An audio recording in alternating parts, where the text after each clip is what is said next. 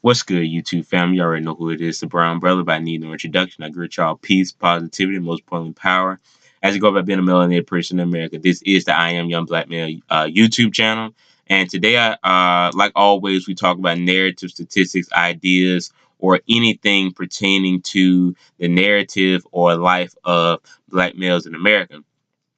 And today's no different. I want to talk about black male representation in the workforce, employment, unemployed, and the remedy to fix, or how can I say, or at least try to balance the unfair firing and hiring practices of young black males in America. So let's be honest. Not only am I going to give you real statistics by people who actually can back it up, who actually have education behind them.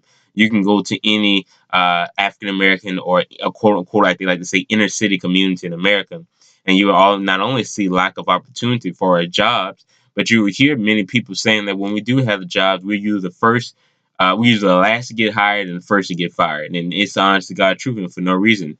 I can't tell you how many times the statistic is true. But I would digress and leave personal opinion out of this and try to go straight from the research that I found. So first and foremost, I want to talk about the statistics of black males being hired, the hiring process of which they do it. A statistic done by Mr. Clint Smith, who's a very educated man. I'll probably leave his Twitter account down in the description box below.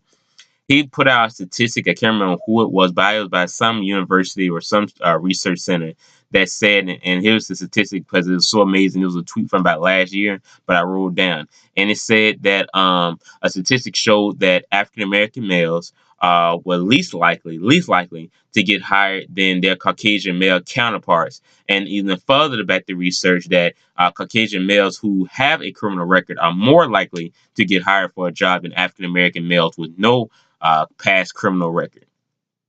Did you understand that? Criminal record or criminal conviction? You must understand this. The number one thing that a lot of times you hear in many communities is when it's time to write, have you ever been arrested? Have you ever had a felony? Whatever. And most, if a person has to check yes, they dread having to check that box because they know at the end of the day that a lot of times it disqualifies them for a job. But this statistic shows and proves that African American males who have no criminal record are still least likely to get hired for a job than a Caucasian male who does have a record. I believe the number for them was 17%, and the number for the African American male who with no criminal record was 14%. Now, this is shocking and hurtful because, number one, it shows again that there are unfair hiring practices among us as a people, as African American males. I'm talking about black people, particularly black males. It shows that that the statistics back up that they do not hire African American males, and we haven't even talked about the Caucasian males or the Mexican American males or the child, I guess you say Asian American males who are not on this list or who do not have any criminal record, or even those who do have a criminal record. We're showing just the black males who have no criminal record compared to those one group of ethnic group who does have a criminal record, and we're least likely to get hired, right? So that shows me that they're not hiring us at a consistent rate anyway. So much that they can basically put us even lower than the number of people who are usually disqualified for a job. So that means that they're automatically disqualifying us or ruling us out because of whom we are. I don't know no other way to put it. The statistic is there. The proof is in the pudding, as they say. I think we'll talk about the geographical statistics of jobs. And a lot of times you see that a lot of these factory jobs, manufacturing jobs, maybe other than Chrysler in Detroit, Michigan, the geographical areas are so distant from quote unquote urban and inner city communities and they are built in places that lack diversity in their population, that the places that do have manufacturing jobs that hire 500 to 1,000, 1,500 employees is so far away from the nearest African American person or the nearest Caucasian person. I mean, the nearest, African American male or female is distant away from the nearest Hispanic person or whatever. That the statistic has proven that geographical areas, they do not put them in our neighborhoods. I don't know what to say about any other neighborhoods of color, but just speaking for African American males and African Americans, they distance themselves from putting those manufacturing jobs in our community, right? so that we don't have opportunity to get jobs. It's a lack of opportunity. We've been asking for years and years and years. You go back and watch the video. I had talked about the state of the Black Union that I believe Mr. Tavis Smiley used to put on every year, and he said we've been asking for the same thing: fair treatment in jobs and fair opportunity. And as you see geographically, we do not get those fair opportunities because they do not build the facilities nowhere near where we work and where we live. I think three, you have to talk about the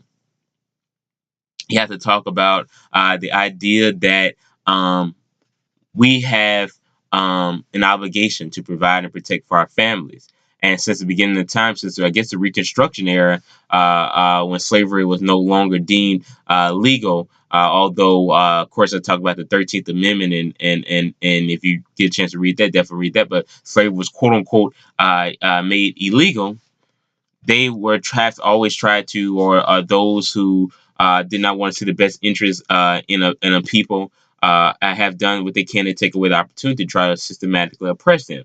Now you say, well, you're saying a people. When I say an oppressor, when you actually have an organization called the National Association of Advancement of Colored People, when you actually have that, that lets you know that, and beyond into 2017, that there are still powers that be. Statistics back this up, real life back this up, that there are still groups or companies or corporations or whomever who still lives in the past and still doing what they can knowingly and unknowingly to stop other people from advancing and trying to make everybody come together on one accord.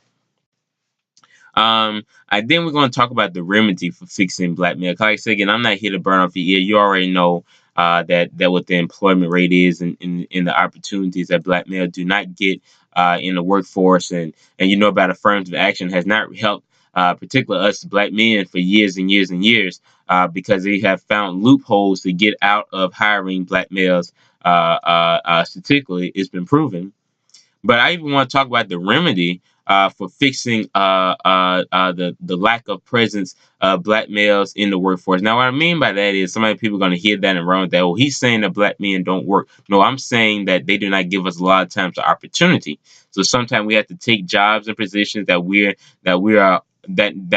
beyond qualify for. They start us off at the lowest wages possible, or they make it where they don't even hire us at all. So to me, the remedy for black males misrepresentation or unfair hiring and firing practices of black males in the workforce is it would be entrepreneurship. Dr. Boyce Watkins, if you don't know who that is, I'll probably also leave his contact inside the description box below so you can go watch his channel and stuff. He talks about entrepreneurship, whether it's a t-shirt company, a hat company, a food truck, you selling ribs on the corner, you selling tennis shoes on the corner, whatever you doing, whatever your hustle is, entrepreneurship.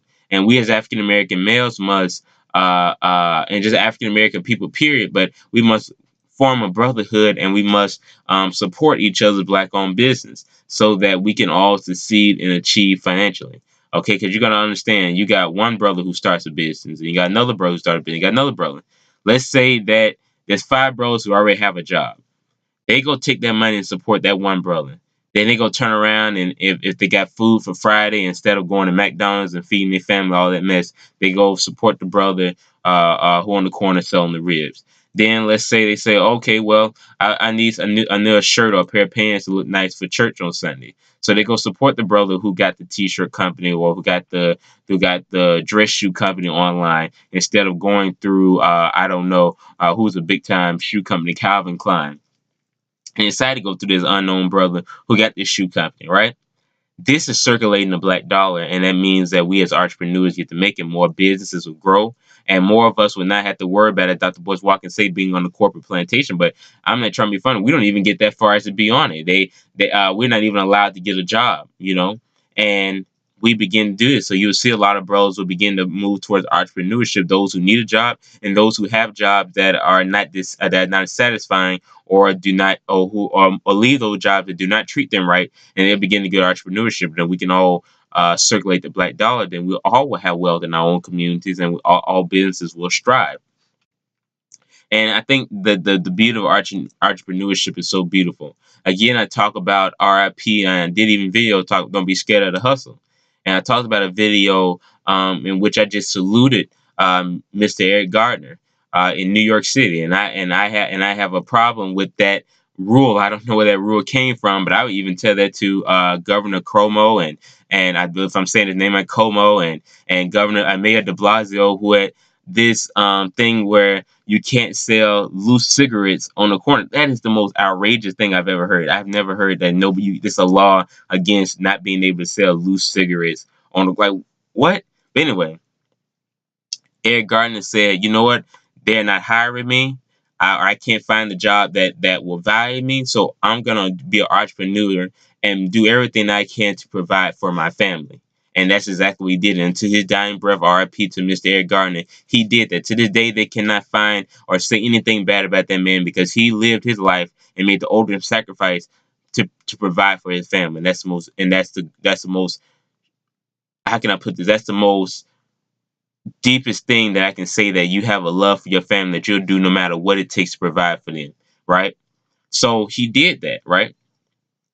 And I don't think that should be. Now, there's a lot of stuff that should be illegal. Don't get me wrong, but that should not be something that's illegal because he had his own business and he was being an entrepreneur. I think that in my mindset. I could tell you about another brother. I was at a concert a couple of months ago, and it was a concert. I can't remember who it was, but it was like a concert, and it was $5 to get into the parking lot, but you have to walk across another thing to get your ticket. So mine now probably over 500 people parked in the parking deck. The brother wasn't there to go to the concert. He was out there selling, I think, bottles of water and his mixtape. He was selling his mixtape for $5, or selling a bottle of water for $1, or it may have been coffee or whatever it was. It was something that it was some kind of beverage, right? The brother, let's say that, okay, let's say the young brother not getting hired in the world, he had a hardship, and he had to check that box that says felony. And if they won't even hire a brother who has no criminal record, and they're more likely to hire a Caucasian male who does have a criminal record, God knows they're not going to hire the brother who has a record. If they won't even hire the brother without one, okay? And he was out there. So he paid $5 to get an admission to park his car inside the parking deck. And he was out there selling his mixtapes, I think, for like $5, the water for like $1, right? That's an entrepreneur mindset, because he said, I'm not finna go out here tonight and go party and enjoy myself and go to this concert. I'm finna try to make myself a brand, and of course follow his dream to be an artist, but I'm even trying to put food on the table, right? So, you things like that, if you can, and everything seems legit, and whatever, I definitely pray to the brother, don't make a habit, of doing anything, because so many people are crazy and they try to, be trying to rob people who be just trying to out there on the corner trying to hustle and trying to make a dollar, relative, and by legal means trying to, fix food or sell T-shirts or whatever it was, so I hope he was guarding himself, and if the situation seemed right. I patronize that because that was the brother trying to hustle and trying to do something, trying to make something of himself. So again, it's entrepreneurship. How do you remedy the thing that they won't hire black males? Is by us becoming entrepreneurs. You can go on Etsy and go make you some T-shirts. You can go to a company called Vista Print, and I think the cheapest of the T-shirts are like $3, and it's $100 for the T-shirts, right? I mean, you got to buy, I think, like a minimum of 50 T-shirts, whatever. So $100, and then let's say $50 for shipping, whatever. You may be looking at $200 to $300 for 300 T-shirts, or maybe even 100 T-shirts, because they're a little high. Depends on how much of a quality T-shirt you want to go into, right? So you got 100 T-shirts at your possession. It took you $300 to buy those 100 T-shirts. One-time investment. You took a part of your income tax. You took a part of whatever it was that you had your last dollar, and said, well, you know what? Not your last dollar. But after you paid bills, this is what you had left over, and you're gonna shoot a shot into the dark. So you got these 100 T-shirts. You sell them at $10 each. 10 times 100 is 1,000. You made a $700 profit off selling T-shirts. So again, it's an entrepreneurship mindset. But you have to get out there and hustle. You have to get out there and work. You have to get out there and grind. But you have to also keep yourself protected and safe, and so forth and so on. Even stuff that you already know without me saying. But yeah, but just think about black males, and their, and sometimes it depends on what kind of company it is. A lack of representation in the workforce, but at the same time, a lot of us are in the workforce. A lot of us are do have jobs, and I thank the good Lord for that. A lot of us do get hired because as more minorities have get management positions, and move their way up, just by the process of elimination. Not saying that we only, because of course when you're a good manager, you just find good candidates. Period. You just don't always just hire this, that, and that. But of course, you know us, we're more likely to hire a wide range of people. So if I'm the manager of Walmart and we got 20 new jobs open, I'm just not going to hire. Of course, you're just not going to hire the 20 people that do this. You're going to look at it and say, okay, I got 50 good candidates. I'm going to look at who everybody is. I'm going to hire a diverse range of people. I'm just not going to hire those because I'm scared or the dominant force in America. I'm going to hire people who are actually there. And every single body, a lot of times we get a good statistics. So we know what it is to have unfair hiring practices. So we ourselves would do the best we can to bring in a very diverse and a very mixed group of people, but also do that in a way that makes sure that everybody gets a fair shot at life, because that's what we always want. That's all we wanted, was a fair shot at life, right? So there are a lot of good bros who do get jobs, based off merit, based off qualifications, and just based off the good Lord looking out for them at that time. That it may have been something that they said in that interview, that they grew up an English major, or that they grew up watching so and so. Somebody, they asked you so many crazy questions, like if you could be any kind of animal, what would you be? And somebody may have chose a lion, or somebody may have chose I'll be an elephant because they are intelligent or some stuff, anything. And the cook was just looking out for them that day, and they got that job based off the way they answered some of the questions. So there are a lot of bros in the workforce. A lot, of course, the narratives in the shows and the TV show try to show us as not having jobs, as being bums, as being lazy, which is far from the truth.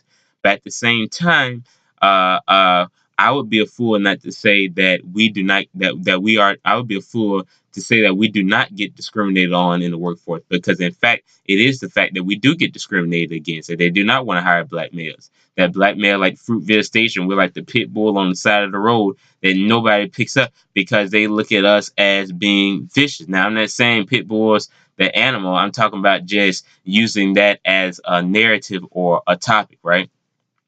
That we are men, right? And we're not vicious and we're not crazy. We're just we're men. But at the end of the day, because of the wild brute stereotypes and just because of hatred toward black men, period, nobody wants to really hire us. And it's sad and unfortunate, but you fix that by entrepreneurship. I would tell you something I never told anybody on YouTube. The first ever job that I had was my uncle. My uncle owned a company, was a landscaping company. And guess what? My uncle was like, man, I got a big job. You finna come help me. I'm like, cool, whatever. Number one, my uncle consciously or unconsciously taught me the truth about entrepreneurship. That at the end of the day, if and he had a job, but of course it wasn't paying like he should have. And it was many times that me and him had that conversation to this day that he's gotten skipped over promotions for other people, right? Because of course he is who he is. He's a black man in America. I mean, there's no reason not to talk about it. He said, you know what? I'm going to make it happen by starting my own company, right? So he started his own company, but consciously and subconsciously or consciously, he taught me the power of entrepreneurship, particularly towards a black male. And guess what? Not only did he hire me, but if there was a church member he knew was going through a little something, he'll bring them in and say, man, I got a job today. Come meet me. I'll come pick you up. And I can't tell you how many times my uncle had done this for friends, for family members, for church members, for people he knew. He'd be like, yo, I got this. I got my company. I need an extra man today. If somebody needed a little something, he would be like, I can't just give it to you, but if I got enough people and it's a team and we need 4 people today, he would make that call, right? And at the end of the day, he was making it happen for all of us. And he was teaching us consciously and subconsciously, whether some of us learned it and some of us didn't learn it, the power of entrepreneurship as being a black man in America. So again, I say RIP to Eric Garner for going out there hustling and doing what he had to do to provide for his family.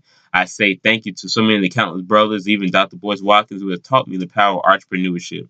And it's relit it has reignited the flame in my heart to want to go out there and make a name for myself and actually hustle and go do things. That's why I'm on Etsy. That's why I'm starting a website. That's why I'm doing so many things that I can. But I'm doing it to show black men that you can be great. Now, there will be opportunities down the road where I will hopefully start trying to do some things to to just build a brand and build a business. But for right now, I'm more trying to do as much free stuff as I can to try to make us all succeed and give us tips and advice. But maybe somewhere down the road I will do this.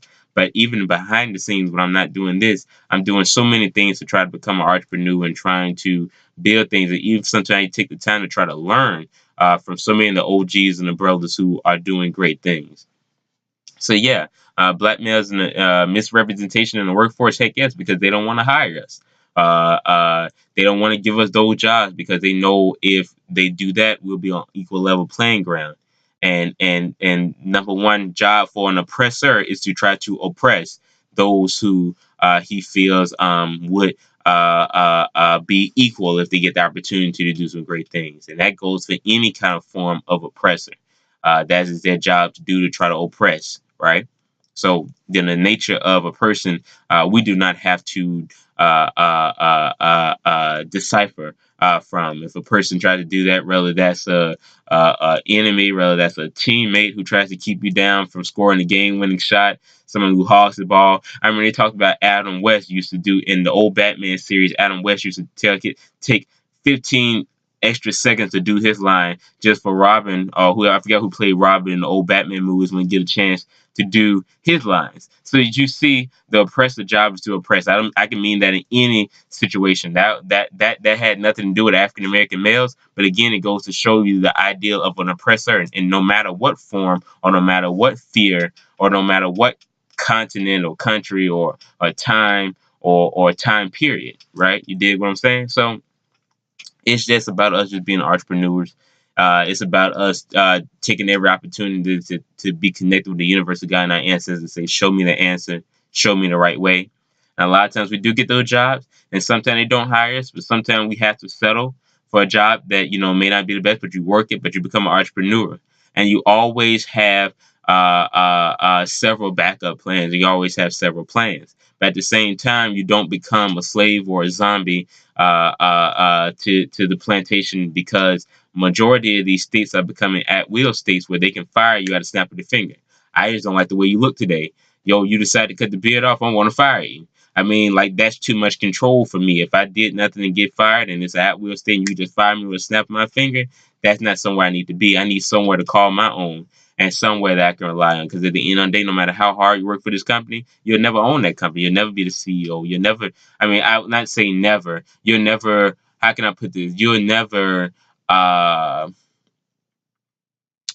how can I put this? You'll always have a boss. So you'll always have to look, you always have to look behind your back. You see what I'm saying? You always have to be a little weary, and you always have to be worried about when, if it's my last day, are they trying to fire me? You right? But when you're your own boss and you have your own company, as long as you keep everything tied on your end, you don't have to worry about that, because you're your boss. You make the moves, you make the decision, and the power of control of your life, over the power and control of sustainment of your family is in your hands, and is on you, instead of being on someone else who really could care less whether your family eats or whether they do not eat. I mean, I'm being honest. So it's the Brown Brother. Peace, and many blessings to each and every one of y'all. I'm going. Peace.